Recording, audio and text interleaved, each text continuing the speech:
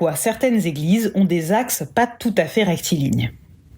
Basilique de Saint-Nicolas-de-Port, l'église Notre-Dame-la-Grande de Poitiers, la cathédrale Saint-Étienne de Toulouse et même Notre-Dame de Paris. Toutes possèdent une légère déviation de leur axe vers le nord ou le sud.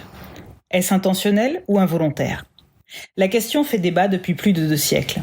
Viollet-le-Duc, architecte français, explique dans son dictionnaire raisonné de l'architecture française du XIe au XVIe siècle que les archéologues du XIXe ont voulu voir par cette petite anomalie un rappel de l'inclinaison de la tête du Christ au moment de sa mort.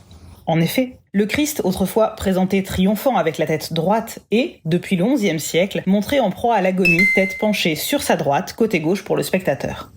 Pourtant, de nombreux édifices sont déviés vers la droite, comme à Saint-Germain-des-Prés, à Paris, contredisant de fait cette idée. Par ailleurs, une chronique manuscrite de Lutange relate que l'architecte de l'ancienne église de Metz mourut de deuil et de tristesse, honteux d'avoir fait son œuvre ainsi tordue, preuve de l'absence de symbolique dans l'inclinaison de certains bâtiments. Une des opinions les plus plausibles, selon Viollet-le-Duc, est matérielle. De nombreux édifices construits au XIIe et XIIIe siècle étaient situés à l'emplacement de lieux de culte précédents. On réutilisait les fondations existantes pour des raisons économiques, provoquant la déviation de l'axe rectiligne. Par ailleurs, la présence d'éléments urbains ou géologiques contraignants comme des cours d'eau ou des bâtiments trop proches pourrait causer le désaxement de certains édifices. C'est le cas pour l'église Saint-Eustache à Paris.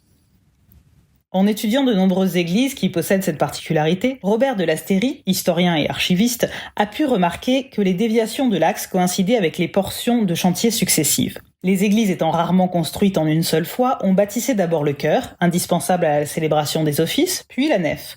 C'est par exemple le cas à Notre-Dame de Paris, qui fait état de 2 directions, la basilique Saint-Denis, réalisée en 3 étapes, le chœur, puis la façade principale et enfin la nef, possède ainsi 3 axes légèrement différents. De Lasteyrie a alors conclu que les déviations résultaient uniquement de la façon dont on construisait les églises et de l'imperfection des procédés dont les architectes disposaient à l'époque pour raccorder les diverses parties des édifices. Pourquoi certaines églises ont des axes pas tout à fait rectilignes ? Maintenant, vous savez tout.